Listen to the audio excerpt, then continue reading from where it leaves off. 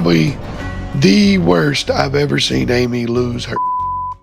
The waiting room felt unbearably still, every tick of the fluorescent lights above like a countdown to an unknown fate.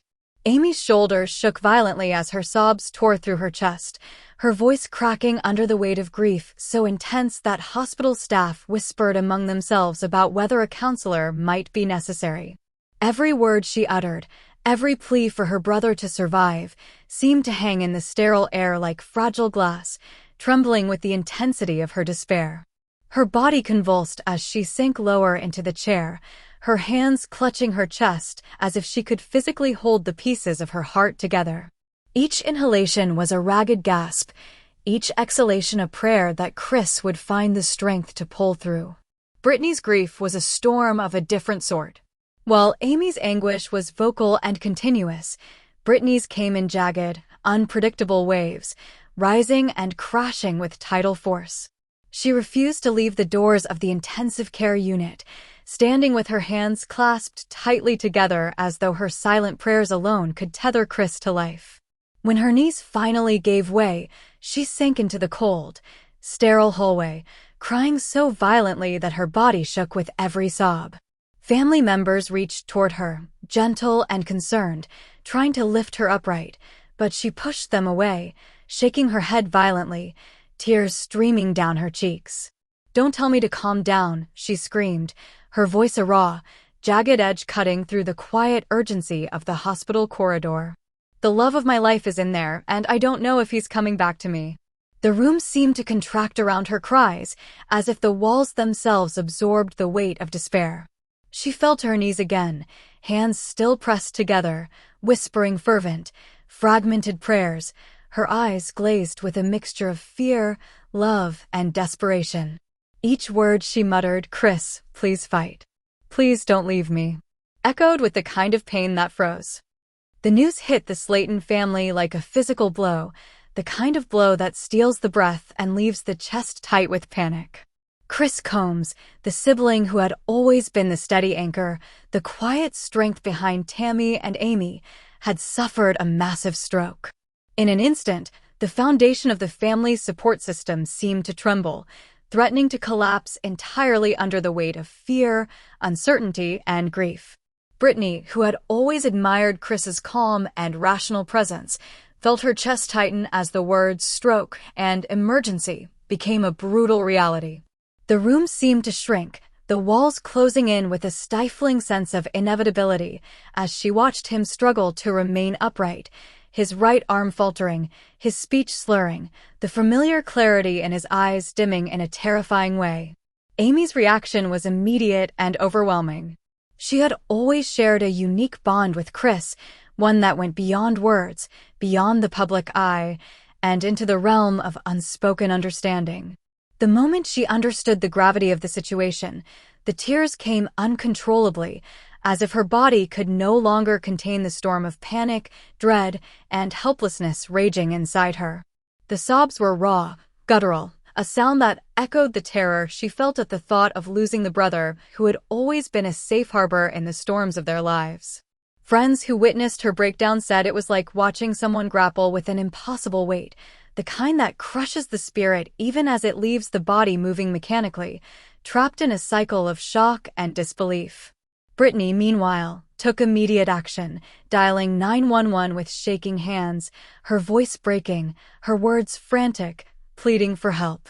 The seconds stretched into eternities as she shouted into the receiver, describing Chris's symptoms, begging the operator to hurry, to bring him life-saving aid before it was too late. Every moment was a battle against time, each heartbeat echoing the turf. The legal storm surrounding Tammy and Amy Slayton descended suddenly, shattering the relative calm that fans had come to associate with their lives.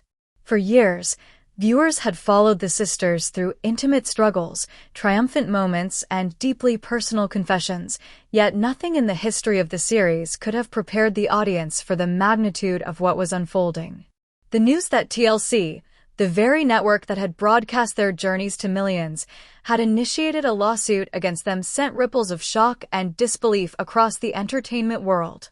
Social media platforms erupted with speculation, concern, and disbelief as fans tried to comprehend the implications of this unprecedented move.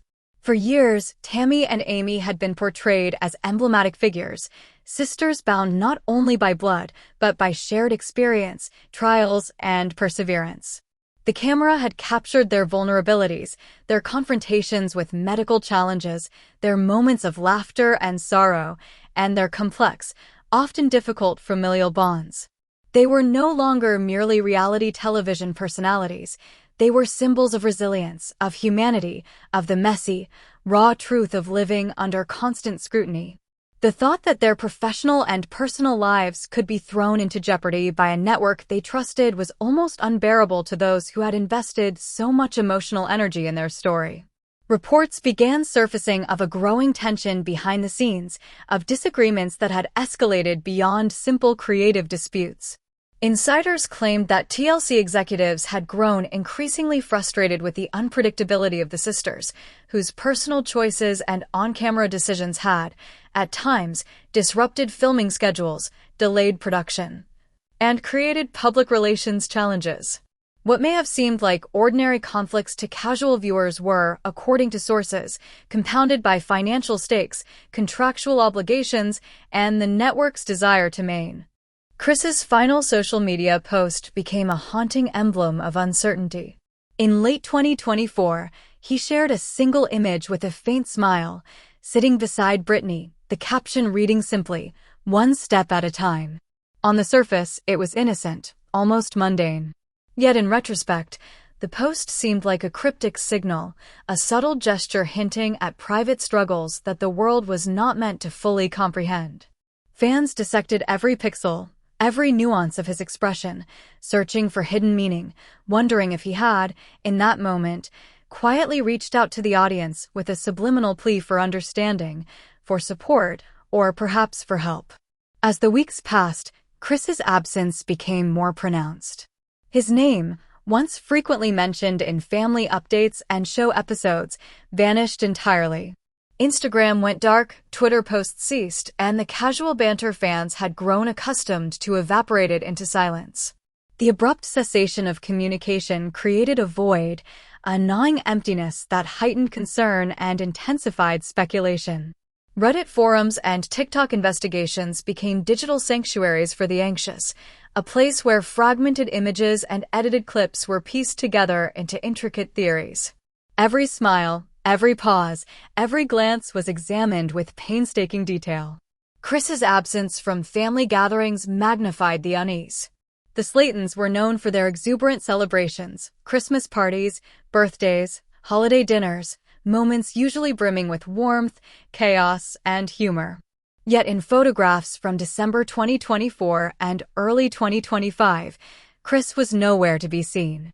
Brittany's tight-lipped smiles appeared in some images, but the conspicuous gap where Chris would normally stand became a symbol of something deeply amiss. Fans could not help but notice the empty space at the dinner table, the absent chair at weigh-ins, the moments cut short or edited differently from previous seasons. These subtle alterations suggested intentional removal, a careful O.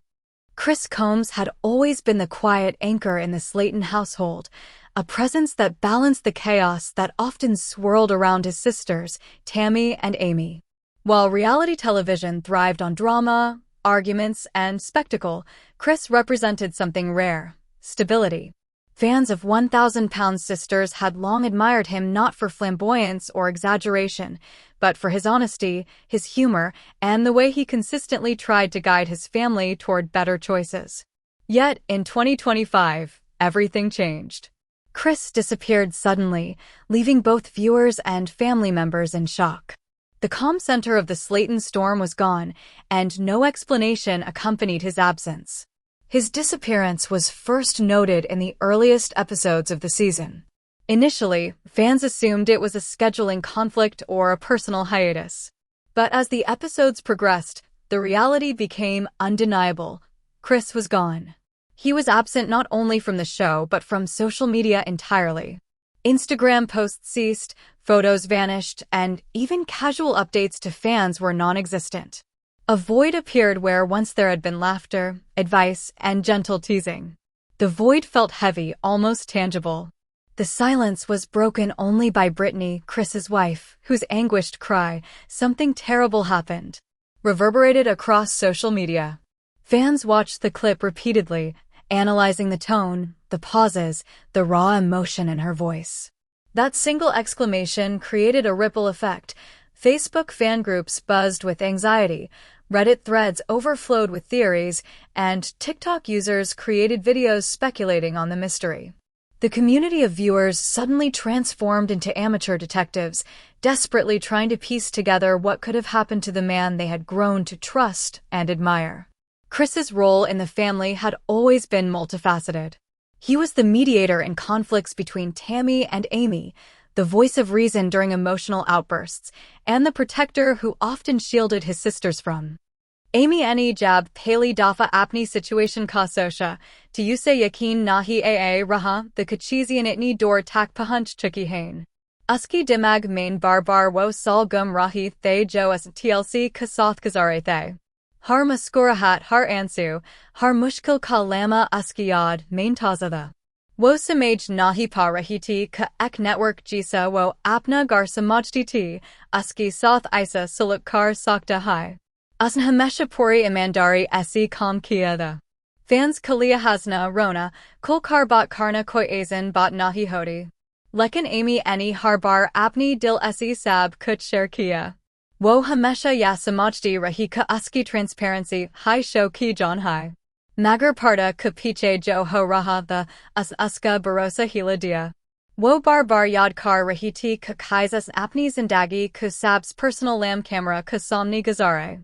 As apni shadi, apni bashon ki paydaish, apni surgeries, sab kuch dikaya.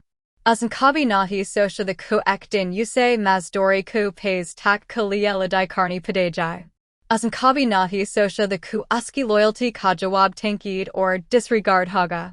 Wo apni aapse puch rehti ka akir uski kimat unlagan ka nazdik kia t. Shayad wo surf rating ka number t. Shayad wo surf ek TV slot barn kazaria t. Wo samaj nahi pa rehti ku insan or number main fark kyan nahi hoda. Amy ki angkhan main ansabar gathe jab us apni salary ka hisbyad kia. Usko yad aya ka kaisas har season ka liya umid lagai hodi t. Kais wo harbar sakti t ka shayad iss bar uski menit ka sahi sila malega. Lekin harbar kuch na kuch masla kara hojada. Iss bar masla chupahwa nahi the sita beech main pada huada. $60,000 koi hodi rakam nahi hodi, kosker jab wo tumhari menit esi kamiye ge ho. Amy ko lag raha, the kajays usko and deka kar dia gaya ho. Jays wo ek insan nahi, ek object ho. Us phone calls ko yad kia jo kabi friendly hodi t. Magar aaj unmi surf tension or coldness re gayi t. Us wo meeting yad ki jaha. Amy any jab pali dafa apni situation ka sosha, to usay lekin nahi rehna, the kachizian itni door tak pahunch chuki hain. Uski dimag main barh wo sal gum rahi thay jo as tlc kasath kazare thay. Har muskurahat har ansu, har mushkil ka lama uski yad main tazada. Wo samaj nahi pa rehti ka ek network jisa wo apna gar samjhane, uski sath isa sulukar sakta hai. Asn hamesha puri imandari esi kam kiya. Fans kalia hasna rona, kulkar bat karna koi azan bat nahi hodi. Lekin Amy any